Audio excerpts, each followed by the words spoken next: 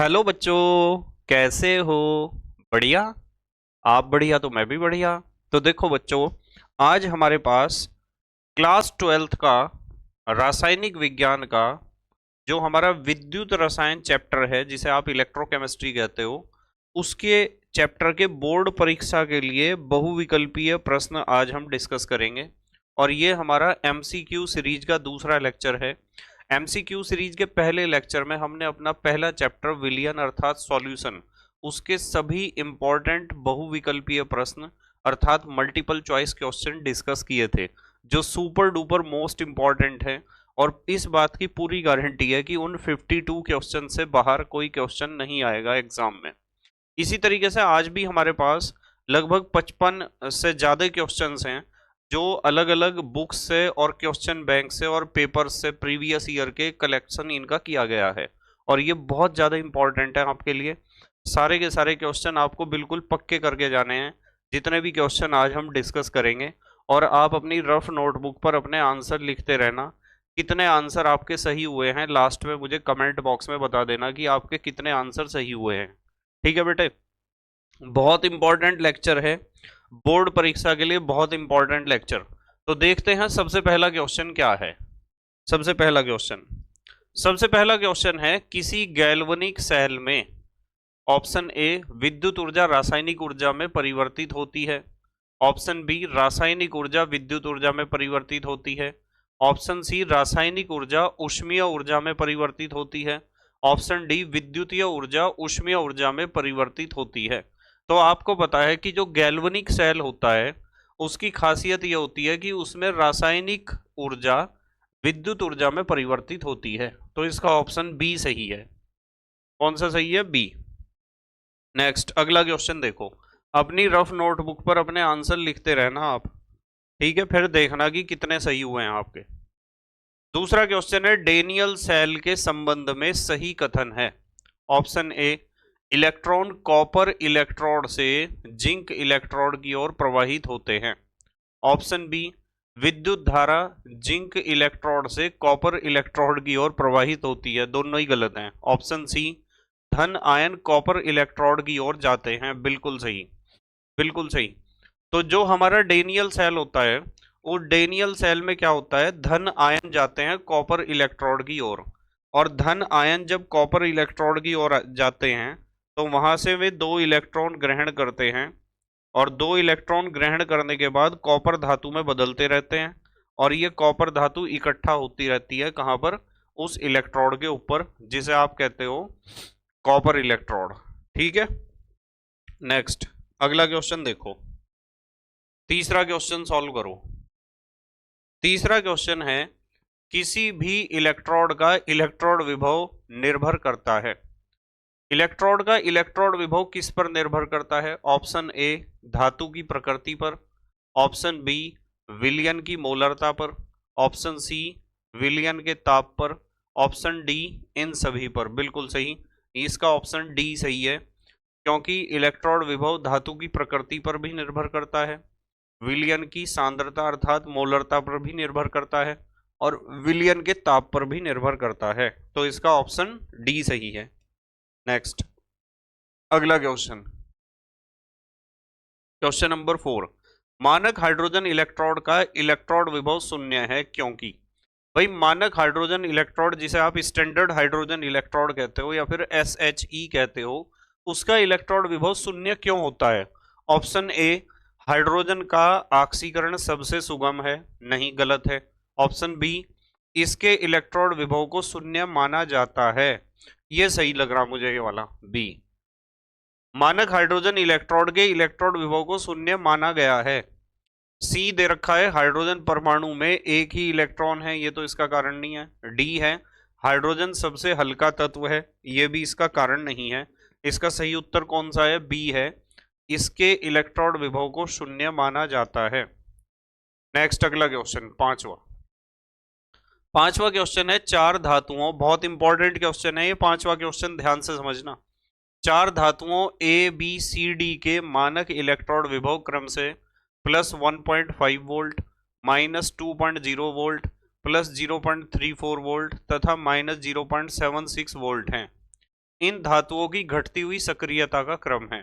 तो इन्होंने 4 धातुएं दे रखी हैं A B C D, A B C D, और इनके इलेक्ट्रॉन विभव दे रखे हैं। ए का तो दे रखा है +1.5 वोल्ट, और बी का दे रखा है -2.0 वोल्ट, और सी का दे रखा है +0.34 वोल्ट, और डी का दे रखा है -0.76 वोल्ट। ये सबके हमने इलेक्ट्रॉन विभव लिख दिए। अब आपको क्या करना है, इन इलेक्ट्रॉन विभव को बढ़ते हुए क्रम में व्यवस्थित करना है। सबसे कम इलेक्ट्रॉन विभव किसका है, -2.0 वोल्ट बी का है, तो ये तो सबसे ज्यादा क्रियाशील है। उसके बाद डी है, उससे ज्यादा इलेक्ट्रॉन विभव इसका है, डी का -0.76, और उससे ज्यादा इलेक्ट्रॉन विभव है सी का, तो इसे तीसरे नंबर पर आना चाहिए, और सबसे ज्यादा इलेक्ट्रॉन विभव ए का है, इसे आना चाहिए चौथे नंबर पर। तो हमारा क्रम होगा, पहले नंबर पर बी है, बी, बी के बाद कौन है, डी, और डी के बाद कौन है, तीसरे नंबर पर सी है, और सी के बाद है ए। तो हमारा सही उत्तर ये होगा बी डी सी ए, यानी सबसे ज्यादा क्रियाशील बी है, फिर डी है, फिर सी है, फिर ए है। क्योंकि जिस धातु का इलेक्ट्रॉन विभव जितना कम होता है ना, वो धातु उतनी ही ज्यादा क्रियाशील होती है। बी डी सी ए देखो कहाँ है, ये रहा बी डी सी ए। तो ऑप्शन बी सही है हमारा, ऑप्शन बी। कौन सा सही है, ऑप्शन बी। ठीक है बेटे, बहुत इंपॉर्टेंट क्वेश्चन है। अगला क्वेश्चन सॉल्व करके दिखाओ चलो। ऐसे सवाल पेपर में आएगा, ऐसा क्वेश्चन एक जरूर, और हर एक सेट में आएगा। देखो, NaMgCuAu की सक्रियता का घटता हुआ क्रम है। इन 4 धातुओं को आपको याद रखना है, NaMgCuAu। इनमें क्या है, इनमें सबसे ज्यादा क्रियाशील सोडियम है, फिर मैग्नीशियम है, फिर कॉपर है, फिर Au है। यदि आप विद्युत रासायनिक श्रेणी देखते हो, तो विद्युत रासायनिक श्रेणी में आपको पता चलेगा कि ये जो सोडियम है NaMgCu और Au, इसमें जो सोडियम है इसका इलेक्ट्रॉन विभव सबसे कम है। उससे ज्यादा इलेक्ट्रॉन विभव मैग्नीशियम का है, उससे ज्यादा कॉपर का है, फिर गोल्ड का है। तो जिसका इलेक्ट्रॉन विभव जिस धातु का जितना कम होता है ना, वो धातु उतनी ही ज्यादा क्रियाशील होती है। तो इन चारों धातुओं में सबसे ज्यादा क्रियाशील सोडियम है, फिर उसके बाद मैग्नीशियम है, फिर कॉपर है, फिर Au है। तो NaMgCuAu देखो कहाँ है, ये रहा NaMgCuAu। इसका सही उत्तर ये है। और इस सीक्वेंस को आपको याद रखना है, ध्यान रखना, इसे सीक्वेंस को याद रखो। और आपको जब हम बार बार क्वेश्चन सॉल्व करते हैं और चैप्टर को पढ़ते हैं, तो प्रैक्टिस हो ही जाती है कि सबसे ज्यादा क्रियाशील सोडियम है इन सब में, फिर मैग्नीशियम है, फिर कॉपर है, फिर गोल्ड है। ठीक है, चलो अगला क्वेश्चन, क्वेश्चन नंबर 7। 7वां क्वेश्चन है, MgCu-Na-Au की सक्रियता का सही क्रम है। बिल्कुल वही है, पहले नंबर पर तो Na आएगा, Na, फिर Mg, फिर Cu, और फिर Au। देखो कौन सा ऑप्शन है, ये रहा NaMgCu-Au, सही उत्तर ये है। ठीक है, ऑप्शन बी। मतलब ये जो क्वेश्चन हमने ले रखे हैं, बार बार वही क्वेश्चन हैं जो बोर्ड एग्जाम में बार बार पूछे जाते हैं, तो इसलिए इन्हें बिल्कुल पक्का समझ लेना हर एक क्वेश्चन को। वैसे तो आपको ज्यादातर क्वेश्चन आते ही हैं, क्योंकि आप लगातार प्रैक्टिस कर रहे हो ना, पढ़ाई तो कर रहे लगातार, इसलिए आपको ज्यादातर क्वेश्चन आते हैं ज्यादातर। 8वां क्वेश्चन सॉल्व करो चलो। 8वां क्वेश्चन है, निम्नलिखित धातुओं में से कौन सी धातु कॉपर सल्फेट विलयन में कॉपर को जमा कर सकती है। तो कौन सी धातु है जो कॉपर सल्फेट विलयन से कॉपर को हटा देगी। मान लो आपके पास कॉपर सल्फेट का विलयन है, और कॉपर सल्फेट के विलयन से कोई धातु है हमारे पास M, वो जब इससे क्रिया करती है तो कॉपर को हटा देती है। तो कौन सी धातु कॉपर सल्फेट के विलयन से कॉपर को हटाएगी, वो मेटल या धातु कौन सी होगी जो विद्युत रासायनिक श्रेणी में कॉपर से ऊपर रखी होगी, यानी जिसका इलेक्ट्रॉन विभव कॉपर से क्या होगा, कम। तो देखो, मरकरी का नहीं है, गोल्ड का नहीं है, प्लेटिनम का नहीं है, आयरन का है। यानी आयरन ऐसा कर सकता है, आयरन यदि हम लेंगे कॉपर सल्फेट के विलयन में लोहे की छड़ डुबाएंगे, तो लोहा जो है Fe आयरन, वो कॉपर को हटा देगा। FeSO4 बनेगा, ठीक है, और Cu हो जाएगा अलग। और विलयन का रंग, जब तक कॉपर सल्फेट था जब तक तो विलयन का रंग नीला था, और जब आप लोहे की छड़ उसमें डुबा दोगे तो क्या होगा, फिर कॉपर सल्फेट बचेगा नहीं, फेरस सल्फेट बनेगा, जिसकी वजह से कॉपर स्वतंत्र अवस्था में हमें मिल जाएगा, और विलयन का रंग जो नीला था वो कैसा हो जाएगा, रंगहीन। ठीक है, चलो अगला क्वेश्चन बताओ, 9th क्वेश्चन कैसे होगा। क्वेश्चन नंबर 9, 9वां क्वेश्चन है, यदि कॉपर के तार को सिल्वर नाइट्रेट विलयन में डुबाया जाता है, कॉपर का तार है, कॉपर का तार है, और आपने सिल्वर नाइट्रेट में डुबा दिया AgNO3 में, सिल्वर नाइट्रेट के विलयन में कॉपर का तार आपने डुबा दिया, तो फिर क्या हुआ। तो ऑप्शन ए आपको पता है, ध्यान रखना इस वाले क्वेश्चन का भी बिल्कुल आपको याद रखना है, बहुत आता है क्वेश्चन एग्जाम में। कॉपर के तार को आपने सिल्वर नाइट्रेट में डुबा दिया तो क्या होगा, कॉपर सिल्वर को उसके जगह से क्या कर देगा, हटा देगा, क्योंकि कॉपर सिल्वर से ज्यादा क्रियाशील है, विद्युत रासायनिक श्रेणी में कॉपर सिल्वर से ऊपर है, या फिर यूं कहो कि कॉपर का इलेक्ट्रॉन विभव सिल्वर से कम है। ठीक है, तो कॉपर क्या करेगा, सिल्वर को हटा देगा। 2 AgNO3 हमें यहाँ चाहिए, संयोजकता के हिसाब से यदि हम चलें तो हमारे पास क्या बनेगा, एक तो बनेगा CuNO3 का होल ट्वाइस कॉपर नाइट्रेट, और साथ में सिल्वर हो जाएगा अलग। अब यदि आप इस समीकरण को ध्यान से देखो तो आपको एक बात पता चलेगी कि यहां सिल्वर का इलेक्ट्रॉन विभव क्या था, कम था, ज्यादा था, और कॉपर का कम था। सिल्वर कम क्रियाशील है, कॉपर ज्यादा, इसलिए कॉपर ने सिल्वर को हटा दिया। पर एक बात समझने वाली और है, NO3 की ऑक्सीकरण संख्या -1 तो सिल्वर की +1, तो यहाँ सिल्वर की ऑक्सीकरण संख्या +1 है, और यहाँ सिल्वर की ऑक्सीकरण संख्या कितनी है, स्वतंत्र अवस्था में तो 0 होती है, यहाँ ऑक्सीकरण संख्या 0 है, तो +1 से 0 ही, इसका मतलब सिल्वर का क्या हुआ, अपचयन, सिल्वर का तो अपचयन हुआ। और कॉपर को देखो, कॉपर स्वतंत्र अवस्था में था तो ऑक्सीकरण संख्या 0 थी इसकी यहाँ, और यहाँ क्या बना, Cu डबल पॉजिटिव आयन बने तो ऑक्सीकरण संख्या +2 होगी, तो कॉपर का क्या हुआ, ऑक्सीकरण, क्योंकि ऑक्सीकरण संख्या बढ़ गई। और जब Cu डबल पॉजिटिव आयन हमें मिलेंगे तो Cu डबल पॉजिटिव आयनों का रंग ही तो नीला होता है, तो विलयन ये नीले रंग का हो जाएगा।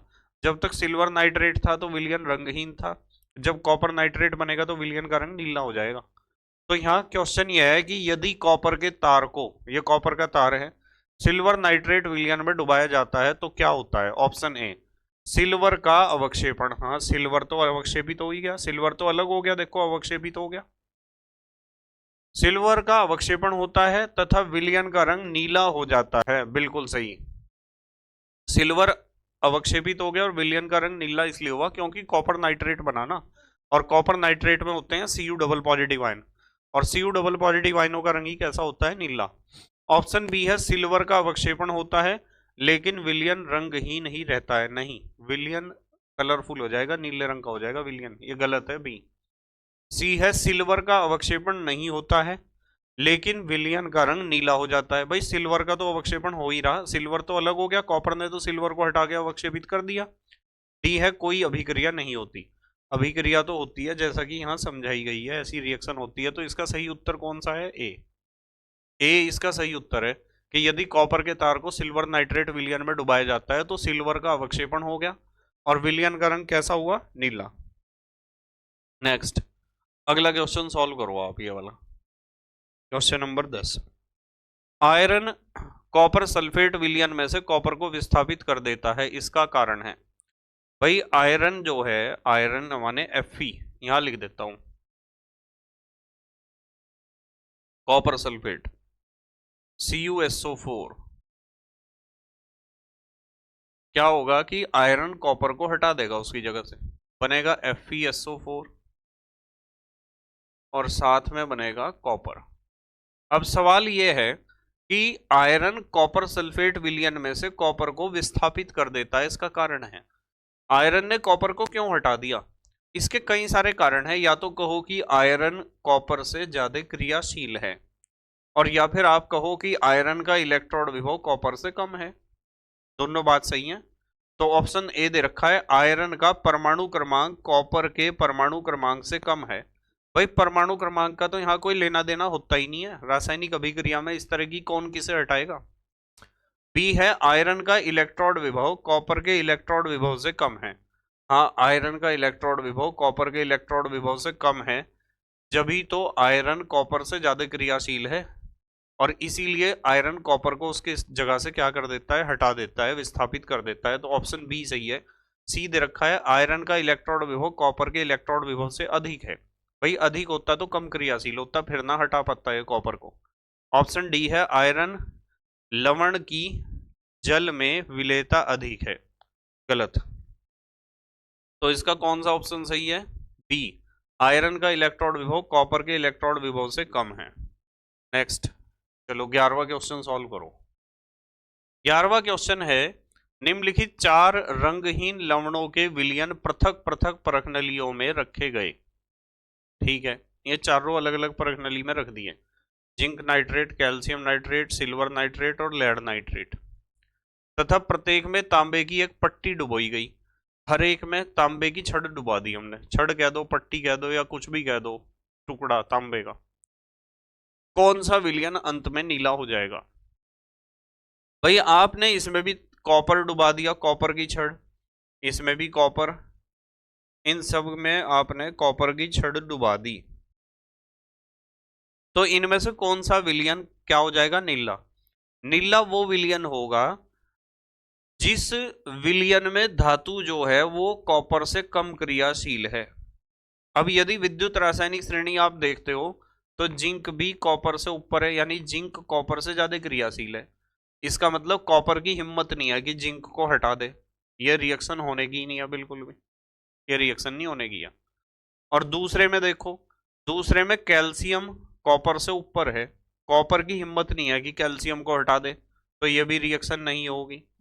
तीसरे में आप देखो, ये बहुत इंपॉर्टेंट है बेटे, तीसरा इंपॉर्टेंट का मतलब ये रिएक्शन ही बहुत इंपॉर्टेंट है, एग्जाम में बहुत ज्यादा पूछा जाता है रिएक्शन। विद्युत रासायनिक श्रेणी में कॉपर सिल्वर से ऊपर है, यानी कॉपर का इलेक्ट्रोड विभव सिल्वर से कम है। यदि आप एनसीईआरटी वाली विद्युत रासायनिक श्रेणी देखोगे ना, तो एनसीईआरटी वाली विद्युत रासायनिक श्रेणी में क्या है, जो युग्म है, जो जोड़े हैं, उन्हें इलेक्ट्रोड विभव के घटते हुए क्रम में रख रखा है। मतलब ऊपर सबसे ज्यादा इलेक्ट्रोड विभव वाला तत्व, उसके नीचे उससे कम इलेक्ट्रोड विभव वाला तत्व, तो इलेक्ट्रोड विभव के घटते हुए क्रम में रख रखा है एनसीईआरटी की किताब में। और जो नॉर्मली बाकी पुरानी बुक्स हैं, ज्यादातर पब्लिकेशन है, उनमें इलेक्ट्रोड विभव को बढ़ते हुए क्रम में रखा गया है विद्युत रासायनिक श्रेणी में। मतलब सबसे ऊपर वो धातु है जो सबसे ज्यादा क्रियाशील है और जिसका इलेक्ट्रोड विभव सबसे कम है। ठीक है, तो मैं उसी हिसाब से चलता हूं, ध्यान रखना। तो मतलब कॉपर क्या क्या है, कॉपर का इलेक्ट्रोड विभव सिल्वर से कम है, इसका मतलब कॉपर सिल्वर से ज्यादा क्रियाशील है, और कॉपर सिल्वर से ज्यादा क्रियाशील है तो सिल्वर को तो हटा ही देगा, और सिल्वर को हटा देगा तो क्या बनेगा, कॉपर नाइट्रेट। यहां बनेगा CuNO3 का होल ट्वाइस कॉपर नाइट्रेट बनेगा, और साथ में आपका सिल्वर हो जाएगा अवक्षेपित। ठीक है, सिल्वर अवक्षेपित हो जाएगा, सिल्वर हो जाएगा अवक्षेपित, यहाँ 2 लिख सकता हूं मैं संतुलित करने के लिए। ठीक है तो अब क्या होगा कि जब सिल्वर नाइट्रेट के विलयन में कॉपर की छड़ आपने डुबाई या पट्टी डुबाई, तो क्या हुआ, कॉपर नाइट्रेट बन गया। और कॉपर नाइट्रेट में होते हैं Cu डबल पॉजिटिव आयन, और इन Cu डबल पॉजिटिव आयनों का रंग ही कैसा होता है, नीला, इसलिए विलयन नीला हो जाएगा। इसका ऑप्शन सी सही है। यदि लेड को देखो ना, तो लेड को भी नहीं हटा सकता कॉपर, क्योंकि लेड भी कॉपर से ज्यादा क्रियाशील है। कॉपर ज्यादातर सिल्वर को ही हटाता है, ध्यान रखना, यही क्वेश्चन एग्जाम में आता है बहुत ज्यादा। चलो नेक्स्ट अगला क्वेश्चन देखते हैं हम, क्वेश्चन नंबर 12। पिछले लेक्चर में ये 12वां क्वेश्चन छूट गया था, क्योंकि वो थी पीपीटी और ये पीडीएफ फाइल है। अब मुझे प्रैक्टिस तो है नहीं इतनी टाइप करने की, फिर भी मैंने अपनी तरफ से प्रयास करा बनाने का पीडीएफ फाइल को। चलो 12वां क्वेश्चन छूट गया था, उम्मीद है उस क्वेश्चन को बच्चे कर लेंगे। यदि नहीं होगा तो मैं देख लूंगा, एक शॉर्ट वीडियो में उस 12वें क्वेश्चन को सॉल्व करा दूंगा, जो पहले चैप्टर का 12वां क्वेश्चन हमारा, जब मैं पीपीटी पर वो रिमोट दबा रहा था ना अगला पेज लाने के लिए, तो वो 12वां स्किप हो गया था, सीधा 13वां क्वेश्चन आ गया था। ठीक है, चलो देखो 12वां क्वेश्चन। हाइड्रोजन को निम्नलिखित पर तनु सल्फ्यूरिक अम्ल की क्रिया से बनाया जा सकता है। मतलब आप इन धातुओं में से किसकी क्रिया H2SO4 के साथ कराओगे। जैसे कॉपर है, Cu प्लस H2SO4, ठीक है, इस तरीके से हाइड्रोजन बन जाएगी क्या। Fe प्लस H2SO4, इस तरीके से हाइड्रोजन बन जाएगी क्या। और फिर है Pb प्लस H2SO4, इस तरीके से हाइड्रोजन बन जाएगी क्या। और फिर है Hg प्लस H2SO4। तो आपको देखना पड़ेगा कि विद्युत रासायनिक श्रेणी में इनमें से कौन सी धातु हाइड्रोजन से ऊपर है। जो धातु हाइड्रोजन से ऊपर है वही धातु हाइड्रोजन को हटा पाएगी। जैसे कॉपर नहीं हटा सकता, आयरन हटा सकता है हाइड्रोजन को। क्या बनेगा, आयरन हाइड्रोजन को हटा देगा तो FeSO4 बन जाएगा और साथ में हाइड्रोजन गैस बन जाएगी। सिर्फ आयरन हटा सकता है। यदि आप कॉपर को देखो तो कॉपर भी नहीं हटा सकता, लेड भी नहीं हटा सकता और मरकरी भी नहीं। ये तीनों विद्युत रासायनिक श्रेणी में हाइड्रोजन से नीचे रखे हुए हैं। और हाइड्रोजन से नीचे रखे हुए हैं तो हाइड्रोजन से कम क्रियाशील है। और हाइड्रोजन से कम क्रियाशील है तो हाइड्रोजन को हटा नहीं सकते। हाइड्रोजन को सिर्फ आयरन हटा सकता है। तो इसलिए जब आप आयरन लोहे के ऊपर सल्फ्यूरिक एसिड डालोगे ना तो आपको हाइड्रोजन गैस प्राप्त होगी। यदि आप सोच रहे कि आप तांबे के ऊपर सल्फ्यूरिक एसिड डाल दो और आपको ऐसा ही रिएक्शन मिल जाए CuSO4 प्लस H2, तो रिएक्शन होने का नहीं है। क्योंकि कॉपर में इतनी हिम्मत नहीं है कि हाइड्रोजन को हटा दे उसकी जगह से, और ना ही लेड में इतनी हिम्मत है और ना ही मरकरी में इतनी हिम्मत है। तो इसका ऑप्शन क्या है, बी। ऑप्शन बी सही है। चलो अगला क्वेश्चन देखते हैं, क्वेश्चन नंबर 13वां क्वेश्चन है, निम्न में से कौन सी धातु अम्ल से हाइड्रोजन विस्थापित नहीं करती है। अम्ल में से हाइड्रोजन विस्थापित नहीं करती है। अम्ल में से हाइड्रोजन को कौन नहीं विस्थापित कर सकता। आयरन कर सकता है, अभी हमने पढ़ा, ठीक है। आयरन के अलावा जिंक भी कर सकता है, अभी पढ़ा हमने। जिंक तो कर सकता है, ऊपर होता है, ध्यान रखना आप, इसे अभी पढ़ा नहीं था हमने। मैग्नीशियम भी ऊपर है। कॉपर नहीं कर सकता, ठीक है। अभी विद्युत रासायनिक श्रेणी में जब आप देखोगे तो कॉपर हाइड्रोजन से नीचे है, यानी हाइड्रोजन से कम क्रियाशील है, इसलिए कॉपर किसी भी अम्ल से हाइड्रोजन को विस्थापित नहीं कर सकता। देखो जैसे अभी हमने पढ़ा था, यहाँ कॉपर था ना, कॉपर ने तो विस्थापित नहीं करा था, आयरन ने करा था, ठीक है, ध्यान रखना। क्वेश्चन नंबर 14, 14वां क्वेश्चन है, धातु जो हाइड्रोक्लोरिक अम्ल से H2 विस्थापित नहीं कर सकती है। सेम क्वेश्चन है, कौन सी धातु है जो हाइड्रोक्लोरिक अम्ल यानी HCl से हाइड्रोजन को कौन नहीं हटा सकता, जो विद्युत रासायनिक श्रेणी में हाइड्रोजन से नीचे होगा। और इनमें कौन है नीचे, अभी कॉपर नीचे है, अब तो याद हो गया होगा। विद्युत रासायनिक श्रेणी में कॉपर हाइड्रोजन से नीचे है, इसलिए कॉपर, यदि आप कॉपर का रिएक्शन इसके साथ कराओगे HCl के साथ तो कोई रिएक्शन नहीं होगा, नो रिएक्शन, कोई रिएक्शन नहीं होगा। नेक्स्ट क्वेश्चन नंबर 15वां क्वेश्चन है, विद्युत रासायनिक श्रेणी में अम्लों से क्रिया कर हाइड्रोजन विस्थापित नहीं करने वाली धातुएं हैं। इस क्वेश्चन से याद हो जाएगा आपको कौन कौन से क्वेश्चन आ सकते हैं इससे रिलेटेड। देखो BaSrCa ये हटा सकते हैं, CuAgAu ये है। इस ग्रुप को देख लो, कॉपर, सिल्वर और गोल्ड, इनमें इतनी हिम्मत नहीं है कि किसी भी अम्ल से क्रिया करके हाइड्रोजन को हटा दें, ठीक है, किसी भी अम्ल से क्रिया करके हाइड्रोजन को हटा दें, क्योंकि विद्युत रासायनिक श्रेणी में ये हाइड्रोजन से नीचे है तो हाइड्रोजन से कम क्रियाशील है। जिंक, Fe, लेड ये भी हटा सकते हैं, sodium, potassium, magnesium, barium, strontium, calcium ये सब हटा सकते हैं। इनमें से किसी के ऊपर भी आप अम्ल डालोगे तो हाइड्रोजन गैस आपको मिल जाएगी, पर इन तीनों में से किसी के ऊपर भी एसिड डालोगे तो हाइड्रोजन गैस आपको नहीं प्राप्त होगी। सही उत्तर कौन सा है, बी। 16वां क्वेश्चन, क्वेश्चन नंबर 16 है, देख लेना कितने सही हुए आपके क्वेश्चन बाद में कि कितने आपने सही लगाए। अगला क्वेश्चन है 16वां, धातु जो सरलता से ऑक्सीकृत हो जाती है। भाई कौन सी धातु है जो सरलता से ऑक्सीकृत हो जाएगी? धातु की खासियत यही होती है, धातु की क्रियाशीलता उसकी ऑक्सीकृत होने की क्षमता पर निर्भर करती है। विद्युत रासायनिक श्रेणी में जो धातु जितनी ऊपर है ना, वो उतनी आसानी से ऑक्सीकृत होगी। क्यों होगी? क्योंकि धातु का ऑक्सीकृत होने का मतलब धातु के अंदर से इलेक्ट्रॉन निकलना। जिस धातु में से जितनी आसानी से इलेक्ट्रॉन निकलेगा, उस धातु का ऑक्सीकरण उतना बढ़िया होगा। इलेक्ट्रॉन का निकलना ऑक्सीकरण ही तो होता है। अब देखो, आपके पास है कॉपर, सिल्वर, एल्यूमिनियम और प्लेटिनम। यदि आप इन तीनों चारों को देखो ना, तो कॉपर, सिल्वर और प्लेटिनम तो कम क्रियाशील है। इन चारों में एल्यूमिनियम सबसे ऊपर है, यानी एल्यूमिनियम का इलेक्ट्रॉन विभव सबसे कम है। और एल्यूमिनियम का इलेक्ट्रॉन विभव सबसे कम है, इसका मतलब एल्यूमिनियम सबसे ज्यादा क्रियाशील है। और एल्यूमिनियम सबसे ज्यादा क्रियाशील है तो एल्यूमिनियम में से इलेक्ट्रॉन सबसे पहले निकलेगा, सबसे आसानी से निकलेगा। और यदि एल्यूमिनियम में से इलेक्ट्रॉन सबसे आसानी से निकला, इसका मतलब एल्यूमिनियम का ऑक्सीकरण सबसे आसानी से होगा, सबसे सरलता से एल्यूमिनियम का ऑक्सीकरण होगा। ऑप्शन सी सही है। नेक्स्ट, अगला क्वेश्चन नंबर 17। निम्न में से कौन सबसे अधिक धन विद्युतीय धातु है? भाई इन्होंने जो है FeCO, Ca, Cu दे रखा है। ठीक है, यदि ये खाली नाम भी देते तब भी आपको प्रैक्टिस हो जानी थी कि इनमें सबसे ज्यादा क्रियाशील धातु कैल्शियम है। पर बढ़िया बात इन्होंने करी कि इलेक्ट्रॉन विभव दे दिए। जिसका इलेक्ट्रॉन विभव, जिस धातु का इलेक्ट्रॉन विभव सबसे कम होगा, वही सबसे ज्यादा क्रियाशील होगी। इसमें सबसे कम इलेक्ट्रॉन विभव ये है -2.87 वोल्ट। ये सबसे कम है वैल्यू इलेक्ट्रॉन विभव की। यानी विद्युत रासायनिक श्रेणी में इन चारों में से कैल्शियम सबसे ऊपर रखा होगा, और जो सबसे ऊपर है धातु वही सबसे ज्यादा क्रियाशील है। तो सही उत्तर क्या है? सी। नेक्स्ट, 18वां क्वेश्चन।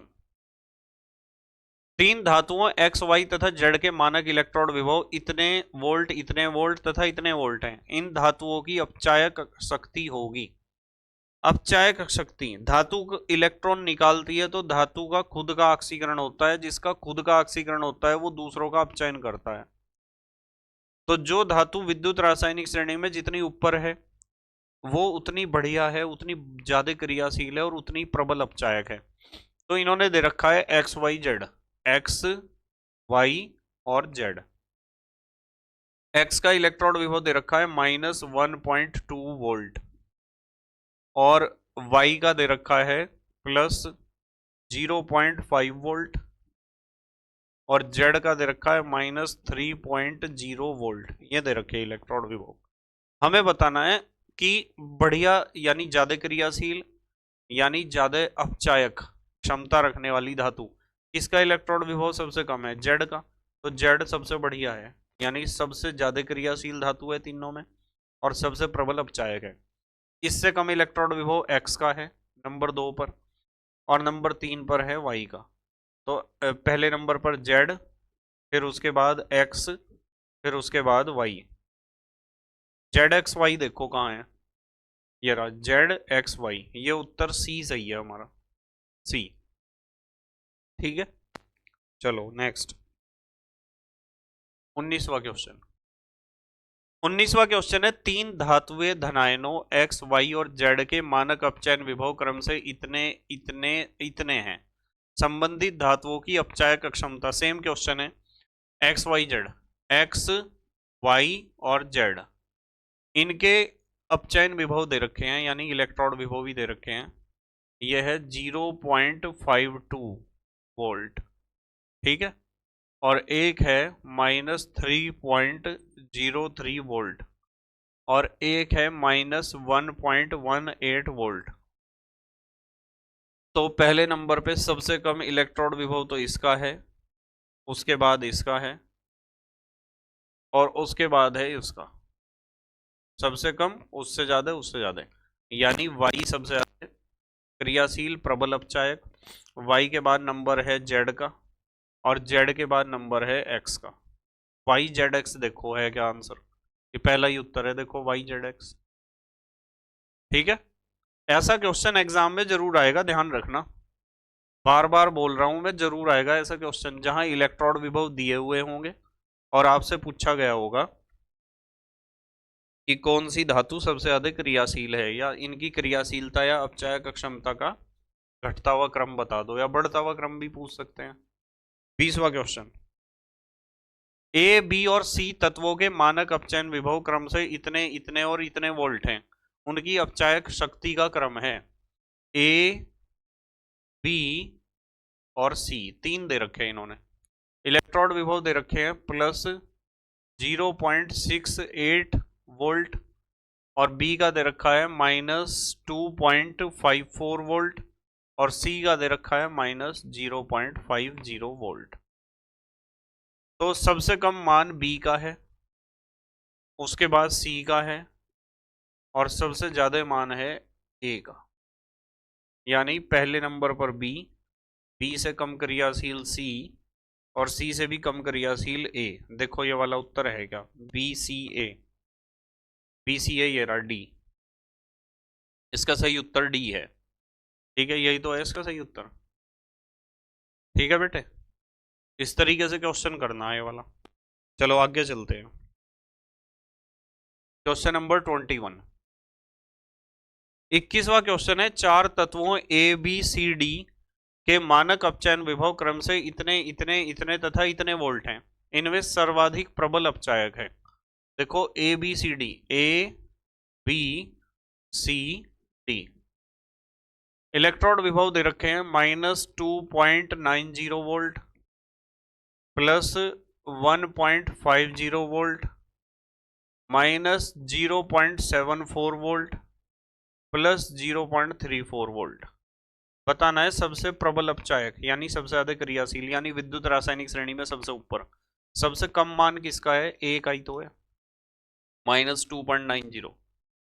ए का मान इलेक्ट्रॉन विभव का सबसे कम है, इसका मतलब विद्युत रासायनिक श्रेणी में ए सबसे ऊपर है, और विद्युत रासायनिक श्रेणी में ए सबसे ऊपर है तो सबसे अधिक क्रियाशील है, सबसे प्रबल अपचायक है। इसका उत्तर ये है फिर। ठीक है, चलो नेक्स्ट अगला क्वेश्चन देखते हैं। Question number 22, question number 22, 298 kelvin पर अर्ध अभिक्रियाओं के मानक अपचयन विभव दिए गए हैं, इनमें से कौन सा प्रबलतम अपचायक है। ZnCrH2Fe सबके वैल्यू दे दिए। अब आप देखो इसमें सबसे प्रबल अपचायक वो होगा जिसके लिए इलेक्ट्रॉन विभव का मान सबसे कम होगा, और ये वैल्यू है -0.76, ये -0.74। भाई ये दोनों तो प्लस के हैं तो ज्यादा ही हैं, कम मान ये है दोनों, इनमें से कम ये होगा। 0.76 है ना, ये 74 है, तो इसका मतलब सबसे प्रबल अपचायक इनमें से जिंक है। नेक्स्ट अगला क्वेश्चन करो, क्वेश्चन नंबर 23। अगला क्वेश्चन है 25 डिग्री सी पर Li positive oblique Li, Ba double positive oblique Ba, Na positive oblique Na तथा Mg double positive oblique Mg के मानक अपचयन विभव, मानक अपचयन इलेक्ट्रॉन विभव क्रम से इतने इतने इतने तथा इतने वोल्ट है। सबसे प्रबल आक्सी कारक है। अब इन्होंने आक्सी कारक पूछ लिया। भाई अपचायक में तो देखना होता है किसका इलेक्ट्रॉन विभव सबसे कम है, और आक्सी कारक में देखना होता है किसका इलेक्ट्रॉन विभव सबसे ज्यादा है। देखो इन्होंने एक तो दिया हमें Li, एक दिया Ba, एक दिया इन्होंने Na, और एक दिया Mg, और इलेक्ट्रॉन विभव इन्होंने दिए हैं -3.05 वोल्ट, -2.73 वोल्ट, -2.71 वोल्ट और -2.37 वोल्ट। यदि आपको निकालना है सबसे ज्यादा क्रियाशील धातु तो वो देखो जिसका इलेक्ट्रॉन विभव सबसे ज्यादा है, -3। ये तो सबसे ज्यादा क्रियाशील धातु है या सबसे प्रबल अपचायक है। इन्होंने पूछा है सबसे प्रबल आक्सी कारक। आक्सी कारक है तो आपको देखना है किसका E0 सबसे ज्यादा है। देखो -2.73, -2.71, -2.37 ये है। इन सब में सबसे बड़ी वैल्यू यही है -2.37, इसलिए इसका उत्तर क्या होगा, ये मैग्नीशियम। यह है हमारे पास सबसे प्रबल आक्सी कारक। ठीक है बेटे, चलो आगे चलते हैं। Next question number 24। 25 degree C पर LI, BA, Na और Mg के मानक अपचयन विभव क्रम से इतने इतने इतने तथा इतने वोल्ट हैं। सबसे प्रबल आक्सीकारक, देखो फिर दोबारा, LI, BA, Na और Mg इलेक्ट्रोड विभव दे रखे हैं -3.05, -2.73, -2.71, -2.37। अब इन्होंने कहा सबसे प्रबल आक्सीकारक जिसका मान सबसे ज्यादा हो, सबसे ज्यादा वैल्यू इसकी है, सबसे ज्यादा वैल्यू। सबसे प्रबल आक्सीकारक मैग्नीशियम और सबसे प्रबल अपचायक होगा लिथियम। पर इन्होंने आक्सीकारक पूछा है ना, तो हमारा उत्तर ही है, ठीक है, ऑप्शन बी। नेक्स्ट करो, चलो अगला क्वेश्चन 25। तत्वों ए बी सी तथा डी के मानक अपचयन विभव क्रम से इतने इतने इतने तथा इतने वोल्ट हैं। इनमें सर्वाधिक प्रबल आक्सीकारक, सबसे प्रबल आक्सीकारक वो होगा जिसके लिए ई नॉट का मान सबसे ज्यादा होगा। देखो ए बी सी डी, अपचायक पूछता है तो सबसे कम मान छांट लो किसका है, इलेक्ट्रॉन विभव का। और यदि पूछता है सबसे प्रबल आक्सीकारक तो सबसे बड़ा मान छांट लो। ए बी सी डी, ए का दे रखा है -2.90 वोल्ट, बी का दे रखा है +1.50 वोल्ट, सी का दे रखा है -0.74 वोल्ट और डी का दे रखा है +0.34 वोल्ट। अब बताओ सबसे बड़ा मान कौन सा है, यही तो है सबसे बड़ा मान चारों में, तो बी है सबसे प्रबल आक्सीकारक, ये है इसका सही उत्तर। सबसे प्रबल आक्सीकारक है बी, क्योंकि इसका इलेक्ट्रोड विभव का मान सबसे बड़ा है। विद्युत रासायनिक श्रेणी में सबसे नीचे ये होगा चारों में, और जो जितना नीचे होता है वो उतना प्रबल आक्सीकारक होता है, ठीक है। चलो आगे चलते हैं, क्वेश्चन नंबर 26। 26 है, निम्न में से प्रबलतम आक्सीकारक है। अब यहाँ तो इलेक्ट्रोड विभव नहीं दे रखे, पर अधातु ये सिर्फ 4 ही हैं जो हमें याद रखनी है, ब्रोमीन, आयोडीन, क्लोरीन और फ्लोरीन, Br2, I2, Cl2 और F2, इन्हें 4 को ही ध्यान रखना है। और यदि इन चारों को देखोगे ना, तो विद्युत रासायनिक श्रेणी में फ्लोरीन सबसे नीचे है, सबसे नीचे फ्लोरीन है, इसका मतलब फ्लोरीन सबसे प्रबल आक्सीकारक है, ठीक है। जिसका इलेक्ट्रोड विभव जितना ज्यादा होता है ना, वो उतना ही प्रबल आक्सीकारक होता है। इसे तो सीक्वेंस को याद रख लो आप, ठीक है। ऐसे है FCl, Br और I। यदि विद्युत रासायनिक श्रेणी आप देखोगे तो फ्लोरीन सबसे नीचे है, फिर क्लोरीन है, फिर ब्रोमीन है, फिर आयोडीन है। तो यदि ऊपर से नीचे आते हैं तो आक्सीकारक क्षमता बढ़ती है, सबसे बढ़िया आक्सीकारक इसमें से फ्लोरीन है। नेक्स्ट 27वां question, SN4 positive oblique SN double positive युग्म के लिए मानक इलेक्ट्रोड विभव +0.15 वोल्ट है तथा Cr triple positive oblique Cr युग्म के लिए मानक इलेक्ट्रोड विभव -0.74 वोल्ट है। इन दोनों युग्मों को मानक अवस्था में जोड़कर एक सेल तैयार होता है, सेल का विभव बताओ। भाई इन्होंने एक तो दे रखा है Sn और एक दे रखा है इन्होंने क्रोमियम, इलेक्ट्रोड विभव दे रखा है, इसका दे रखा है +0.15 वोल्ट और इसका दे रखा है -0.74 वोल्ट, और दोनों को जोड़ के एक सेल बनाना है। तो सेल बनाना है तो ध्यान ये रखना है कि आपको इनमें से कौन सा एनोड होगा कौन सा कैथोड होगा, ठीक है। ये जिसका इलेक्ट्रोड विभव कम होता है ना, वो तो होता है एनोड, और जिसका ज्यादा होता है वो होता है कैथोड, ठीक है, ध्यान रखना। दोनों में से जिसका इलेक्ट्रोड विभव कम है वो क्रोमियम है, तो जिसका इलेक्ट्रोड विभव कम होता है वो तो एनोड की तरह काम करता है, और जिसका इलेक्ट्रोड विभव होता है ज्यादा वो कैथोड की तरह काम करता है। और यदि आपको ई सेल निकालना है, सेल का विद्युत वाहक बल, तो आपको पता है फार्मूला होता है ई कैथोड माइनस ई एनोड, ये होता है ईएमएफ निकालने का फार्मूला।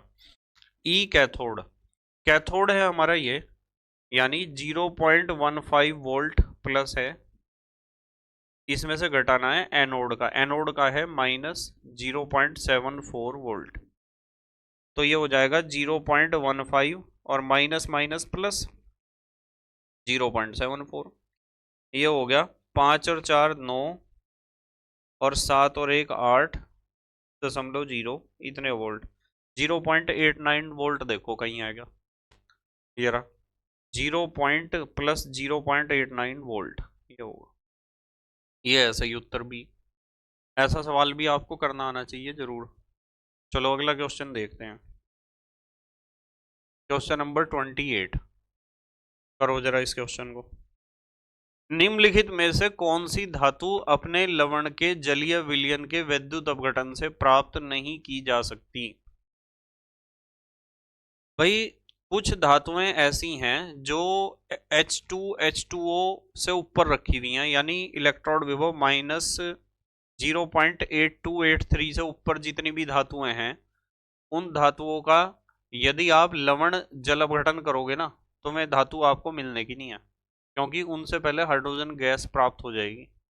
देखो मैं बताता हूँ कैसे, कौन सी धातुएं हैं, मैं देख रहा मेरे पास यदि इमेज पड़ी हुई हुई तो देखते हैं, ध्यान से देखना।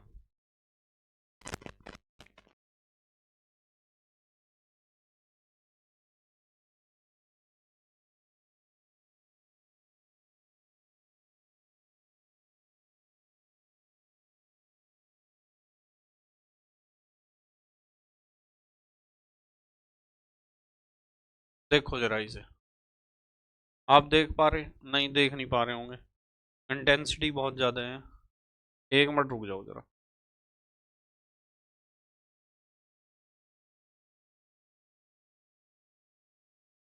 देखो बेटे, अब देख पाओगे आप, अब ज़्यादा छोटा हो गया।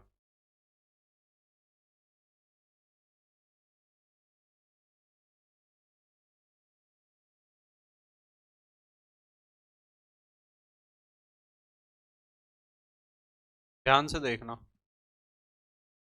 आप जब ध्यान से देखोगे थोड़ा रेजोल्यूशन बढ़ा लेना, सिर्फ ध्यान ये रखना है कि इसमें जो है ना, ये दे रखा है हमारा H2O plus electron is equal to half H2 plus OH negative, -0.83, -0.83 से ऊपर वाली जितनी भी धातुएं हैं ना, उनका यदि आप विद्युत अपघटन करोगे उनके लवण का, तो वे प्राप्त नहीं होने की हैं।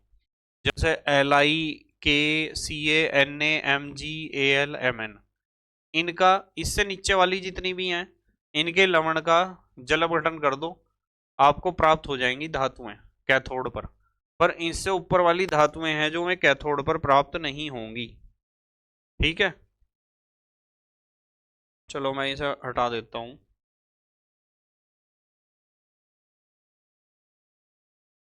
ये था हमारा, इसे हटाओ।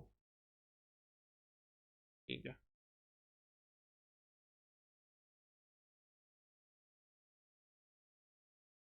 आ जाओ अपने क्वेश्चन पर आ जाओ। क्वेश्चन ये था कि निम्नलिखित में से कौन सी धातु अपने लवण के जलीय विलयन के विद्युत अपघटन से प्राप्त नहीं की जा सकती? अब इसमें यदि आप देखोगे सिल्वर, सिल्वर भी नीचे है -0.83 वोल्ट से, मैग्नीशियम तो ऊपर है, कॉपर नीचे है, ये मैग्नीशियम है धातु, जो ऊपर की धातु है उससे, मतलब आप ये देख लेना, वो तो बात याद नहीं रहेगी कि कौन सी ऊपर है कौन सी नीचे। जो चार ऑप्शन आपको दिए गए हैं ना, इन चारों में जो सबसे ज्यादा क्रियाशील धातु होगी उसे आप लवण के जल अपघटन से प्राप्त नहीं कर सकते, तो मैग्नीशियम ही इन चारों में सबसे ऊपर धातु है, सबसे ज्यादा क्रियाशील मैग्नीशियम है, जो धातु ज्यादा क्रियाशील होती है उसे नहीं प्राप्त कर सकते आप। ठीक है, लवण के जलीय विलयन के विद्युत अपघटन से, देख लिया। चलो आगे चलते हैं, अगला भी क्वेश्चन सेम है। धातु जो अपने लवणों के जलीय विलयनों के इलेक्ट्रोलाइसिस यानी विद्युत अपघटन से प्राप्त नहीं हो सकती, इनमें सबसे ज्यादा क्रियाशील कैल्शियम है धातु। आप सिल्वर को भी प्राप्त कर लोगे, कॉपर को भी, क्रोमियम को भी, कैल्शियम सबसे ज्यादा क्रियाशील है, कैल्शियम को आप प्राप्त नहीं कर सकते। ठीक है, बहुत इंपॉर्टेंट क्वेश्चन है ये क्वेश्चन, बच्चे जो है ना इसमें फंस जाते हैं क्वेश्चन में। 30वां क्वेश्चन है, निम्नलिखित में से धातु जो अपने लवणों के जलीय विलयन के विद्युत अपघटन से नहीं मिलती है वे हैं। दो उत्तर सही हैं, एक तो मैग्नीशियम है और एक है एल्यूमिनियम। मैग्नीशियम और एल्यूमिनियम, ठीक है, इन्होंने 5 दिए ना ऑप्शन। मैग्नीशियम और एल्यूमिनियम दोनों ऊपर रखी हुई है -0.83 वोल्ट से, दोनों का इलेक्ट्रॉन विभव -0.83 वोल्ट से कम है। नेक्स्ट क्वेश्चन नंबर 31, गलित NaOH के विद्युत अपघटन पर कौन सा आयन एनोड पर जाता है। NaOH का विद्युत अपघटन करो। NaOH कैसे टूट जाएगा, Na positive plus OH negative. अब पूछा गया है कि एनोड पर कौन जाएगा, एनोड पर इनमें से कौन सा जाएगा। एनोड पर OH नेगेटिव ही तो जाएगा, क्योंकि ये ऋणावेशित है। देखो OH नेगेटिव है क्या, ये option OH negative, OH negative. ठीक है, चलो नेक्स्ट अगला क्वेश्चन है 60 सेकंड तक। क्वेश्चन नंबर 32 है, ध्यान से देख लेना, बढ़िया क्वेश्चन है आसान सा ही, ज्यादा मुश्किल नहीं है। 60 सेकंड तक समय दे रखा है इन्होंने, 60 सेकंड। 60 सेकंड तक 1 एम्पियर की विद्युत विद्युत द्वारा 1 एम्पियर दे रखा है धारा का मान। विद्युत अपघटन के दौरान कैथोड पर मुक्त हुए इलेक्ट्रॉनों की संख्या n, यानी इलेक्ट्रॉनों की संख्या बतानी है, इलेक्ट्रॉनों की संख्या कितनी होगी यह बतानी है। इलेक्ट्रॉन का आवेश इन्होंने दे दिया, इलेक्ट्रॉन का आवेश दिया 1.60 गुणा 10 की घात -19 कूलाम। तो यदि आपको इलेक्ट्रॉनों की संख्या निकालनी है ना, ये n, तो आप क्या करोगे, आवेश कितना प्रवाहित हुआ बटे में इलेक्ट्रॉन का आवेश, और आपको पता है Q is equal to IT और बटे में इलेक्ट्रॉन का आवेश। I कितना दे रखा है, I 1 एम्पियर, समय कितना दे रखा है 60 सेकंड, और इलेक्ट्रॉन का आवेश 1.60 गुणा 10 की घात -19। अब आप एक काम करो, इस दशमलव को हटाओ, यहाँ 2 जीरो बढ़ा दो, 1 जीरो से 1 जीरो काट दो, और 10 की घात -19 को ऊपर ले जाओ, प्लस की 19 हो जाएगी। ये आ जाएगा आपके पास, ऊपर तो है 600 और 10 की घात है माइनस की 19, ऊपर जाके प्लस की 19 होगी, और बटे में है 16। ठीक है, जब आप भाग करोगे 16 दूनी 32, 16 ती 48, 16 चौक तो 64 हो गए। जब आप इसे भाग करोगे ना 600 को 16 से, तो ये आ जाएगा 37.5 आ जाएगा। तो ये हो गया हमारे पास 37.5 गुणा 10 की घात 19। अब आप इसे दशमलव को यहाँ भी तो लिख सकते हो मानक रूप में लिखने के लिए, ये हो जाएगा 3.75 गुणा 10 की घात 19 तो थी, एक घात और बढ़ गई 20। देखो ये उत्तर है क्या कहीं, 3.75 गुणा 10 की घात 20, 3.75 गुणा 10 की घात 20, ये है ऑप्शन नंबर सी, ये सही उत्तर है हमारा, ऑप्शन नंबर सी। ठीक है, ये है सही उत्तर। जहां आपको लगता है ना स्क्रीनशॉट ले लेना चाहिए, वहां स्क्रीनशॉट ले लिया करो आप। चलें अगले क्वेश्चन पर, ठीक है, चलो अगला क्वेश्चन करते हैं। क्वेश्चन नंबर 33, जब एक धातु के आयनों M डबल पॉजिटिव के विलयन के विद्युत अपघटन से धातु का 1 मोल प्राप्त होता है, तो आवश्यक फेराडो यानी फेराडेज की संख्या है। देखो बेटे, हमारे पास M डबल पॉजिटिव है, और इससे आपको प्राप्त करना है m। तो कितने इलेक्ट्रॉन चाहिए यहाँ? 2, और 2 इलेक्ट्रॉन चाहिए, इसका मतलब 2 फैराडे चाहिए हमें। कितने फैराडे चाहिए? 2 फैराडे। 2 इलेक्ट्रॉन चाहिए तो 2 फैराडे। सही उत्तर ये है इसका, ये है सही उत्तर। ठीक है, बढ़ें आगे। चलो, 1 मोल MnO4 नेगेटिव के MnO2 में अपचयन के लिए आवश्यक आवेश है कितने Faraday? MnO4 negative, MnO4 negative, और इससे हमें प्राप्त करना है MnO2। देखना पड़ेगा कितने इलेक्ट्रॉन की जरूरत पड़ी। इसे इसमें बदलना है ना। Mn इधर एक है, इधर भी एक है, ऑक्सीजन 4 है, वहां तो 2 है। 2 ऑक्सीजन है तो 2 ऑक्सीजन और चाहिए, और ऑक्सीजन की कमी पूरी होती है H2O से। देखो 2 ऑक्सीजन। अब हाइड्रोजन कितने हो गए? 2 दूनी 4, और इधर एक भी हाइड्रोजन नहीं है, तो यहाँ 4 H पॉजिटिव जोड़ दो आप। ठीक है, अब देखो 4 H हैं, वहां भी 4 H हैं, 2 दूनी 4। Mn एक है, यहाँ भी एक है, ऑक्सीजन 4 है, यहाँ भी 2 यारी, और 2 ऑक्सीजन यारी 4। प्रॉब्लम है आवेश की। 4 इकाई धनावेश है, 1 इकाई ऋणावेश है, तो इधर का आवेश है +3 और इधर का आवेश है 0। तो इधर +3 को 0 करने के लिए आपको कितने इलेक्ट्रॉन चाहिए? 3 इलेक्ट्रॉन। 3 ही तो चाहिए इलेक्ट्रॉन, और 3 इलेक्ट्रॉन चाहिए। 3 इलेक्ट्रॉन +3 को क्या कर देंगे? उदासीन 0 ही कर देंगे। 3 इलेक्ट्रॉन चाहिए तो आवेश कितना चाहिए? 3 फैराडे। कितना चाहिए? 3 फैराडे। यह सही उत्तर है हमारा बी। ये है सही उत्तर, बी। ठीक है, चलो आगे चलते हैं।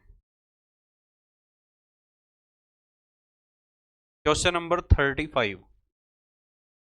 क्वेश्चन है, हाइड्रोजन ऑक्सीजन ईंधन सेल में हाइड्रोजन का दहन होता है विशुद्ध जल उत्पादित करने के लिए नहीं, 2 इलेक्ट्रोडों के बीच विभवांतर पैदा करने के लिए, यह सही है बी।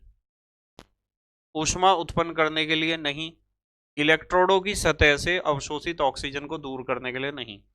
भाई हाइड्रोजन ऑक्सीजन ईंधन सेल में हाइड्रोजन इसलिए जलती है जिससे दोनों इलेक्ट्रोडों के बीच एक विभवांतर पैदा हो जाए और विद्युत धारा हमें प्राप्त होनी शुरू हो जाए। ठीक है, चलो अगला क्वेश्चन देखते हैं। 36वां क्वेश्चन, हाइड्रोजन ऑक्सीजन ईंधन सेल में नेट अभिक्रिया संपन्न होती है। इसे तो आप याद रख लेना, करवा भी रखी है आपको।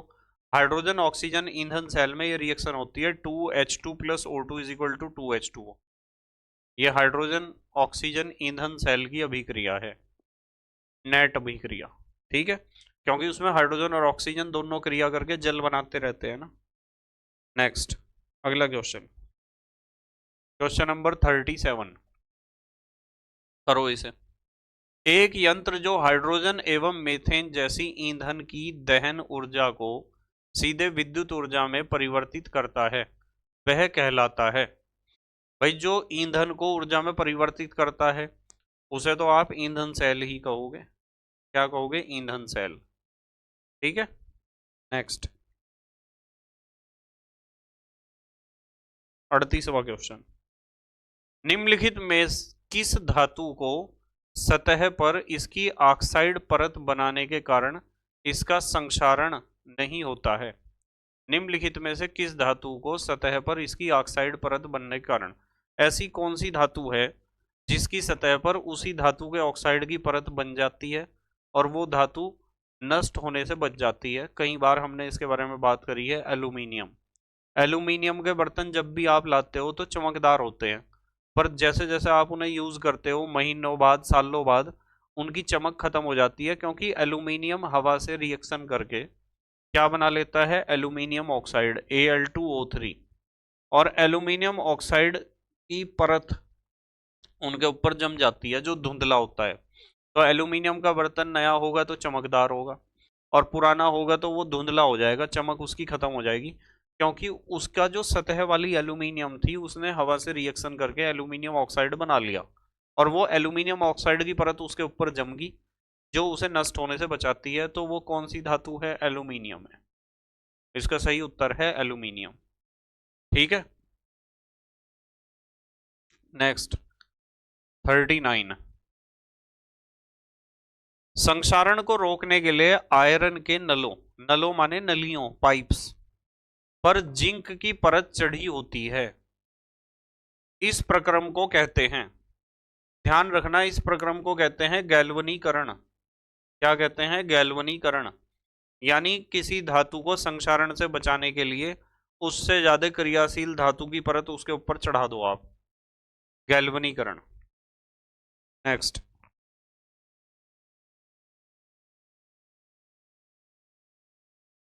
क्वेश्चन नंबर 40, गैल्वनाइजेशन निम्न में से किसके कोट यानी कोटिंग यानी परत चढ़ाने से होता है? मतलब किसकी परत चढ़ाएं कि गैल्वनाइजेशन हो जाए? Lead, chromium, copper, zinc. Zinc की परत चढ़ाने से। इनमें सबसे ज्यादा क्रियाशील जिंक है। ठीक है, नेक्स्ट, बहुत इंपॉर्टेंट क्वेश्चन है, ध्यान से देखो। क्वेश्चन नंबर 41, समुद्री जहाज के तले यानी बॉटम पर मैग्नीशियम के अनेकों गुटके ब्लॉक्स लगा देने का कारण है।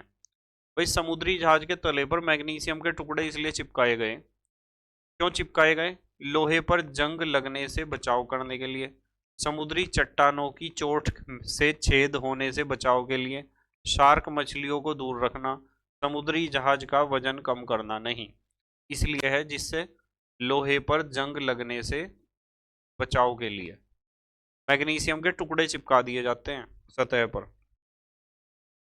यानी एक तरह का गैल्वनीकरण किया जाता है, गैल्वनीकरण, उससे जंग ना लगे उसके ऊपर।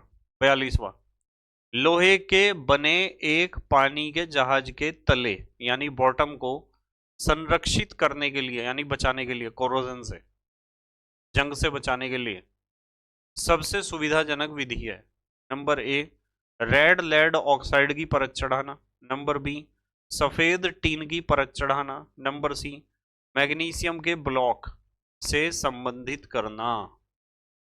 मैग्नीशियम के ब्लॉक उसके ऊपर चिपकाए जाते हैं, मोटे मोटे गुटके, जिससे जो भी कुछ क्रिया होनी हो वो मैग्नीशियम के साथ हो जाए, लोहे के ऊपर कोई इफेक्ट ना पड़े।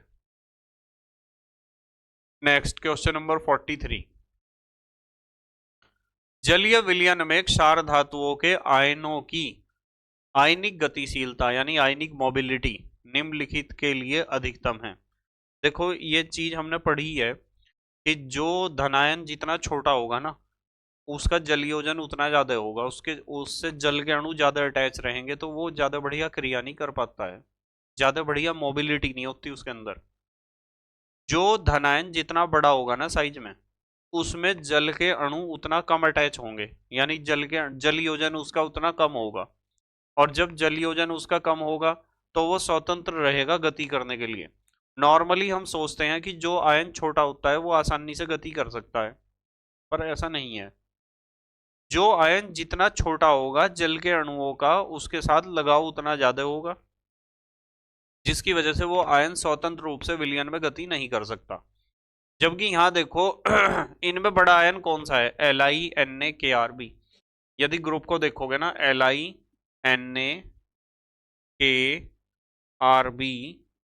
CS और FR, फर्स्ट ग्रुप, इन्होंने ये चार ऑप्शन दिए हमें। इनमें इसका भी धनायन है, इसका भी धनायन है, इसका भी धनायन है। सबसे बड़ा धनायन किसका होगा इन चारों में? रुबिडियम का। और ये धनायन सबसे बड़ा होगा तो इसके साथ जल के अणुओं का लगाव कम होगा, जलयोजन कम होगा, तो ये सबसे ज्यादा फ्री रहेगा मूव करने के लिए। तो सबसे बढ़िया आयनिक मोबिलिटी आपको सबसे बड़े धनायन में मिलती है, ध्यान रखना। साइज के ऊपर डिपेंड करता है आयनिक मोबिलिटी। ठीक है, गतिशीलता निर्भर करती है साइज पर। जिस धनायन का साइज जितना बड़ा होगा वो उतना बढ़िया गति करेगा, क्योंकि जल के अणुओं से उसे लगाव कम होगा, वो स्वतंत्र होगा। 44वां क्वेश्चन, जब क्षार धातुओं के आयनों को एक विद्युतीय क्षेत्र में रखा जाता है तो निम्नलिखित किस आयन की आयनिक गतिशीलता सबसे कम होगी? सबसे कम गतिशीलता, सबसे कम गतिशीलता उसकी होगी जो सबसे छोटा होगा, और सबसे छोटा Li ये है, सबसे छोटा, सबसे ऊपर है ना Li, उससे बड़ा ये है, उससे बड़ा ये, सबसे बड़ा ये। तो सबसे कम गतिशीलता Li पॉजिटिव की होगी। सबसे कम गतिशीलता किसकी होगी? Li पॉजिटिव की, क्योंकि सबसे छोटा है। Next question number 45। आयन जिसकी विद्युत चालकता जलीय विलयन में सबसे अधिक है। सबसे बड़ा साइज देख लो किसका है? LiNaKRb दे नहीं रखा, CS सबसे बड़ा साइज इसका है, इसलिए इसकी विद्युत चालकता सबसे ज्यादा होगी। बाकी तो सब जो है जल के अणुओं के चक्कर में फंसे हुए होंगे। नेक्स्ट 46वां क्वेश्चन। 46वां क्वेश्चन है जलीय विलयन में क्षार धातुओं के आयनों की गतिशीलता का सही क्रम। भाई साइज को देख लो क्रम में। देखो LiNaRb नहीं चलने का, Li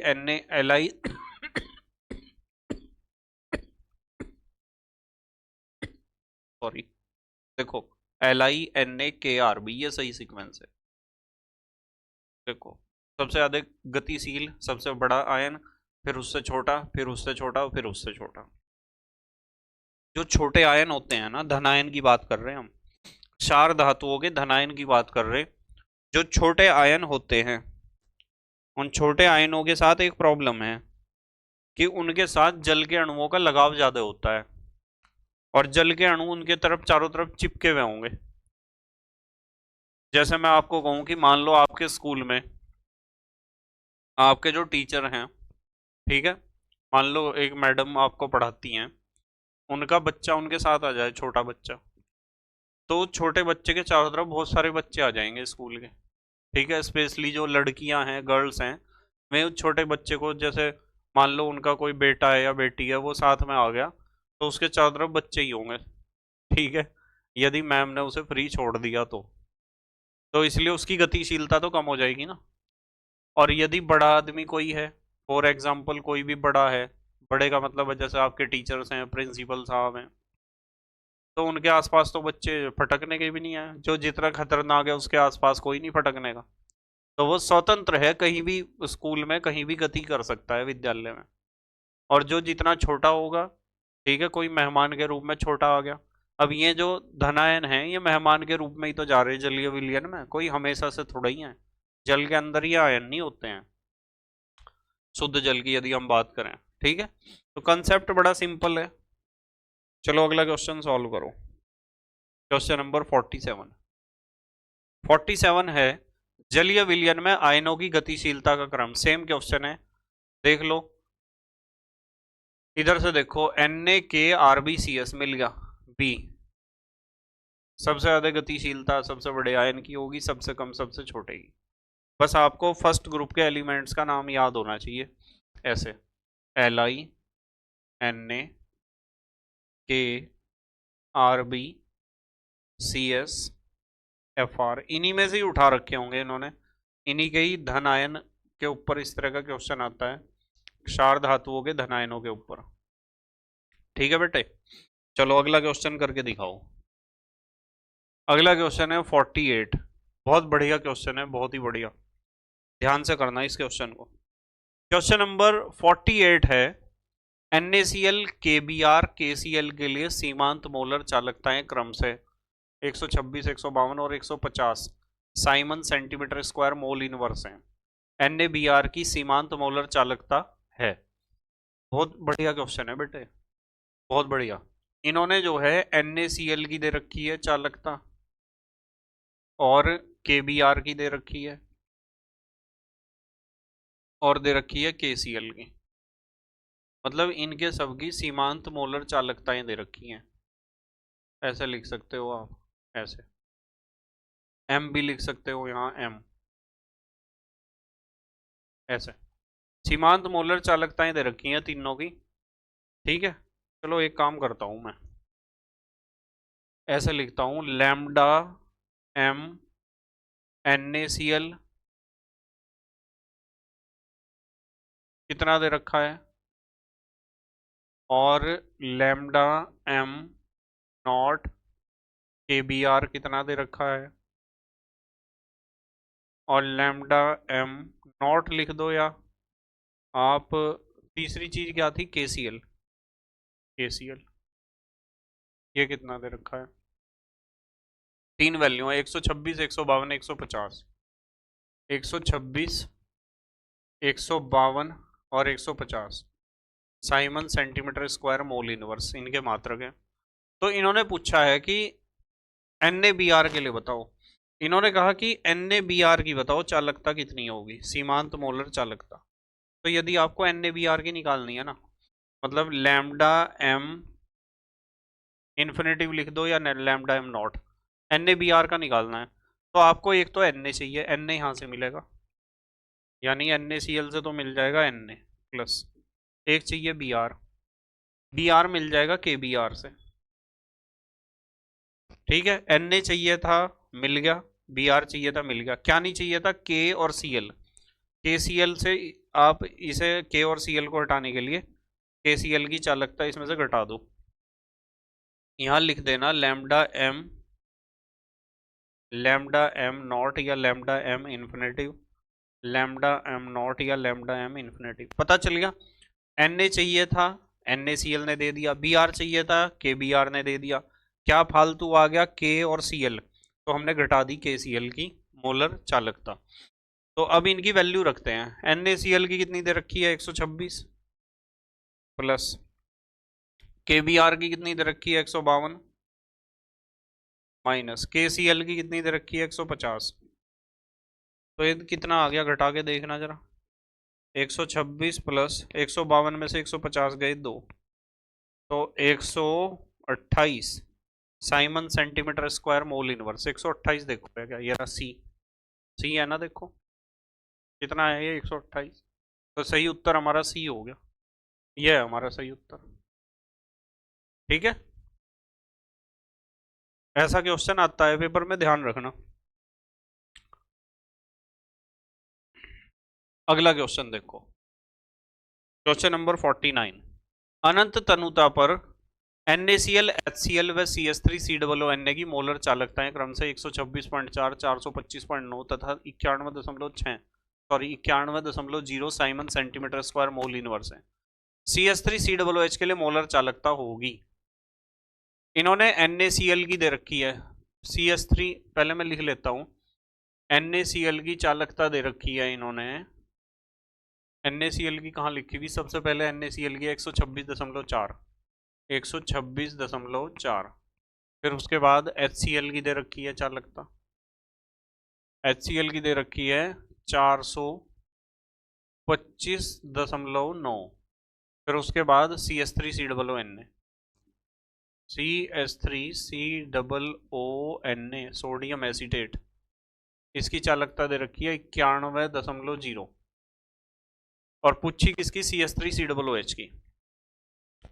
CH3COOH की चालकता इन्होंने पूछी है, तो इसकी चालकता के लिए CH3COO चाहिए, जो यहां से मिल जाएगा, मतलब CH3COONA, इससे तो मिल जाएगा CH3COOH, और H किससे मिलेगा, HCl से, HCl की इसमें जोड़ दो। क्या फालतू आया, एक तो Na आ गया फालतू, एक Cl, तो NaCl की घटा दो, NaCl की घटा दो इसमें से। ध्यान ये रखना है कि यहाँ जो है ना बेटे, यहाँ लिख देना लैम्डा एम इन्फिनेटिव या लैम्डा एम नॉट, जो भी लिखते हो आप, lambda M infinitive, lambda M infinitive, यहाँ भी लैम्डा एम इन्फिनेटिव, और यहाँ भी लैम्डा एम इन्फिनेटिव, और यहाँ भी लैम्डा एम ऐसे लिख देना बाद में। अब देखो CH3COONA की कितनी दे रखी है 91.0 प्लस HCl की कितनी दे रखी है 425.9 माइनस NaCl की कितनी दे रखी है 126.4। अब इन दोनों को जोड़ लो आप, 91 को और 425.9 को, 516.9 आ जाएगा, इसमें से घटाना है 126.4। ठीक है, 516.9 में से 126.4 घटाओगे तो ये आ जाएगा 390.5, इतने Simon centimetre square mole inverse. ठीक है, देखो 390.5 है क्या कहीं? ये रहा 390.5, ये उत्तर सही है हमारा। ठीक है, ऐसे क्वेश्चन आने चाहिए आपको, करने जरूर। चलो अगला क्वेश्चन देखते हैं हम। अगला क्वेश्चन है क्वेश्चन नंबर 50। 25 डिग्री सी ताप तथा जल में अनंत तनुता पर मोलर चालकताएं, ये लैम्डा लिख रखा, मुझे जो है ना लैम्डा मिला नहीं था उसमें कहीं, मुझे पता नहीं है क्या, टाइपिंग की इतनी प्रैक्टिस नहीं है। लैम्डा नॉट NaOAC तथा लैम्डा नॉट HCl, यानी इसका मोलर चालकता अनंत तनुता पर दे रखी है और इसकी दे रखी है HCl की, इतनी और इतनी। तो इन्होंने कहा कि HOAC ज्ञात करने के लिए अतिरिक्त मान कौन सा है। HOAC ज्ञात करने के लिए अतिरिक्त मान, इसकी अनंत तनुता पर मोलर चालकता ज्ञात करनी है। देखो इन्होंने दे रखी है NaOAC,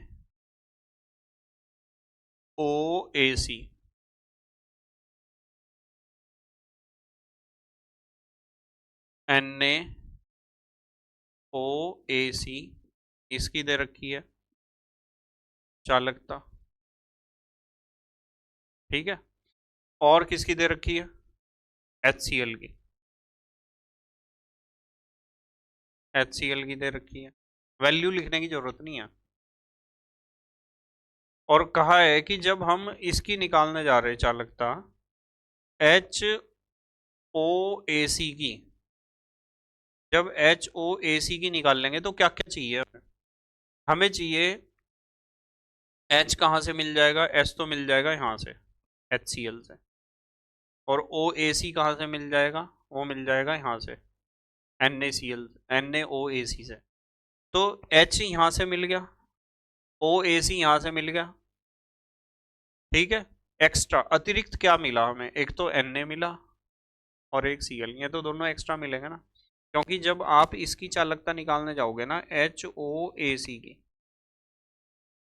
तो आपको पता है इसकी चालकता निकालने के लिए आपको एक तो चाहिए H, कहाँ से मिलेगा? HCl से, एक तो HCl की चालकता चाहिए, और एक चाहिए आपको OAC, कहाँ से मिलेगा? NaOAC। इन्होंने पूछा क्या चीज फालतू आ गई, फालतू ये आ गया, इधर Na फालतू आ गया, इधर Cl, तो आपको फालतू को तो घटाना पड़ेगा, NaCl की चालकता तो घटानी पड़ेगी ना। तो अतिरिक्त मान, इन्होंने कहा अतिरिक्त मान बताओ कौन सा है? NaCl का है, देखो ये है अतिरिक्त मान, लैम्डा नॉट NaCl, ये है हमारा सही उत्तर। मतलब वैल्यू जो दे रखी है उनका तो कोई भी काम नहीं है, जो वैल्यू दे रखी इन्होंने, इन्होंने तो पूछा कि क्या चीज एक्स्ट्रा आई, NaCl। नेक्स्ट अगला question, question number 51।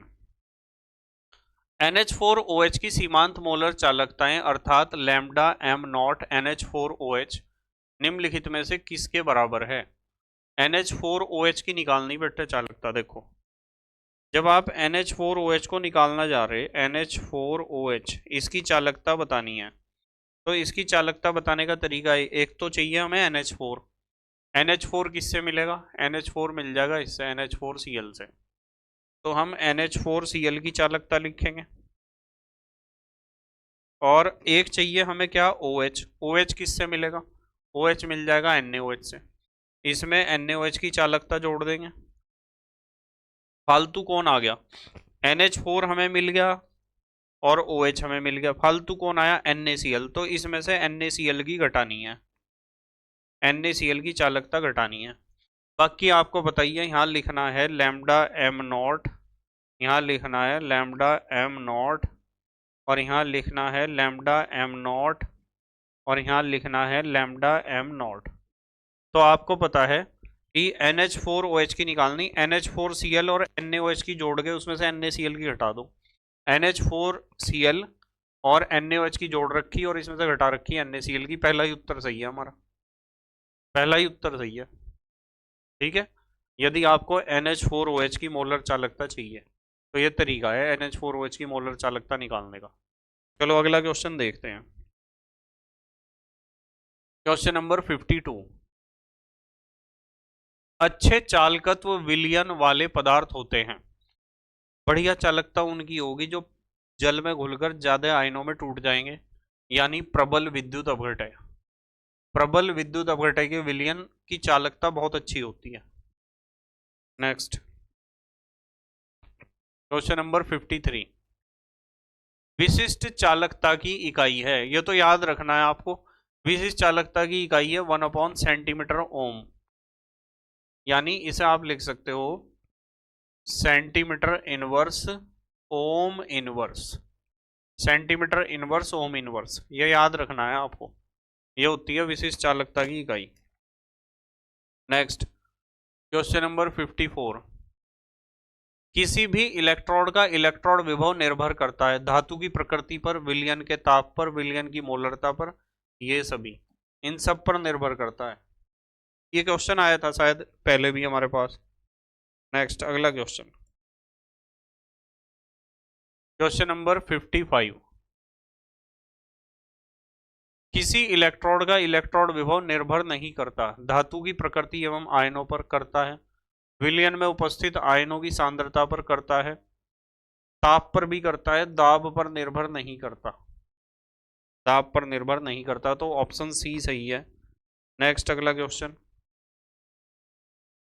Question number 56, निम्न में से कौन सी अभिक्रिया संभव नहीं है? कौन सी अभिक्रिया संभव नहीं है? कौन सी अभिक्रिया संभव नहीं है ये बताना है। Cu+2AgNO3, पक्की बात है, कॉपर तो सिल्वर को हटा ही देता है, तो बहुत इंपॉर्टेंट रिएक्शन है। ठीक है, उसके बाद Fe भी हटा देता है हाइड्रोजन को, ये भी हो जाएगा, और हाइड्रोजन कॉपर को हटा देगा, ये भी हो जाएगा।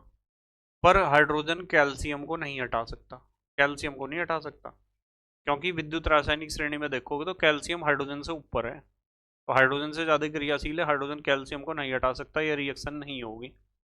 तो ये है सही उत्तर बी, ये रिएक्शन नहीं होने की है। चलो नेक्स्ट क्वेश्चन नंबर 57, निम्नलिखित 4 रंगहीन लवणों के विलयन पृथक पृथक परखनलियों में रखे गए, अलग अलग परखनलियों में रख दिए, प्रत्येक में तांबे की एक पट्टी डुबोई गई, कौन सा विलयन अंत में नीला हो जाएगा? सबको पता है भाई, कॉपर जो है इनमें से इसे ही हटाएगा, सिल्वर को, ये विलयन हो जाएगा नीला अंत में, सिल्वर नाइट्रेट को हटाएगा वो। बहुत इंपॉर्टेंट क्वेश्चन है, कॉपर हमेशा सिल्वर को हटाता है, और ये क्वेश्चन एग्जाम में भी बहुत आता है। नेक्स्ट अगला क्वेश्चन, कॉपर सल्फेट को एल्यूमिनियम बोतल में नहीं रखा जाता। आपको पता है कि यदि कॉपर सल्फेट है और आपने एल्यूमिनियम की बोतल में इसे रख दिया, तो विद्युत रासायनिक श्रेणी में एल्यूमिनियम कॉपर से ऊपर है, कॉपर को हटा देगा उसकी जगह से, एल्यूमिनियम सल्फेट बन जाएगा और कॉपर बदल जाएगा ये तो था Cu double positive ion, CuSO4 में तो Cu डबल पॉजिटिव है, और जब कॉपर हट गया तो कॉपर धातु बन गया। यहाँ ऑक्सीकरण संख्या इसकी +2 है और यहाँ 0 है, यानी कॉपर का क्या हो गया? अपचयन। कॉपर का अपचयन हुआ, एल्यूमिनियम का ऑक्सीकरण हुआ, और विलयन का नीला रंग हो जाएगा गायब, क्योंकि नीला रंग Cu डबल पॉजिटिव आयनों का होता है। तो उन्होंने कहा कॉपर सल्फेट को एल्यूमिनियम बोतल में नहीं रखा जाता क्योंकि कॉपर उपचयित हो जाता है। उपचयित होने का मतलब क्या होता है? ऑक्सीकृत होना। कॉपर का ऑक्सीकरण थोड़ा ही हुआ, +2 से 0 हुआ, अपचयन हुआ। Cu डबल पॉजिटिव अपचयित हो जाता है, Cu double positive Cu2 positive ion अपचयित हो जाते हैं। हाँ, अपचयन का मतलब अपचयन ही तो हुआ, देखो 2 से 0 हुआ, ऑक्सीकरण संख्या घटी तो अपचयन ही तो हुआ, तो ये उत्तर सही हो सकता है बी। एल्यूमिनियम अपचयित हो जाता है, एल्यूमिनियम 0 से चला जाएगा ऊपर, +2, 0 से ऊपर चला जाएगा ऑक्सीकरण संख्या, तो वो ये तो गलत है। CuSO4 का विघटन हो जाता है, सही उत्तर यही है बी। Cu डबल पॉजिटिव अपचयित हो जाता है, Cu डबल पॉजिटिव आयन क्या हो जाते हैं? अपचयित। ऑप्शन बी सही है। ठीक है बेटे, तो ये थे हमारे पास 58 क्वेश्चन, और ये सारे क्वेश्चन बहुत ज़्यादा इंपॉर्टेंट क्वेश्चन हैं। अब आप मुझे कमेंट बॉक्स में बता दो कि आपके 58 में से कितने सही हुए। ठीक है, और इन्हें बार बार लगाते रहना क्वेश्चंस को। अगला यूनिट मैं बहुत जल्दी लेकर आऊंगा। ठीक है, बस मेहनत और ईमानदारी से पढ़ाई करते रहो और अपनी तैयारी जो है उसमें भरसक प्रयास करते रहो। तो thank you very much for watching this video. Okay, bye.